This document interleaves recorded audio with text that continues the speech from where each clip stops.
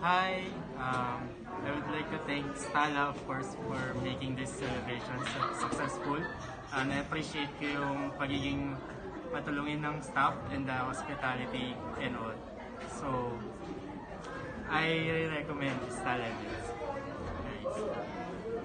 From my end naman, so from the preparation, what's important is as long as you align what you want in your wedding, they will make it happen. So, ang importante kasi with having this all-in events place is you have the design. Actually, hindi ko na pinaproblema yung design. Not at all, I did think of kung paano ko siya babagawin kasi itself is already beautiful. So, wala nang kulang dun sa part na yun. And for the people that's coordinated with us, Sir Joel and team. So thank you mo for helping us all throughout the wedding. So from the preparation up to this day. So thank you for making this day successful. Actually, we have 200 guests actually. So wala kami naging problema dun sa pag-handle ng mga tao.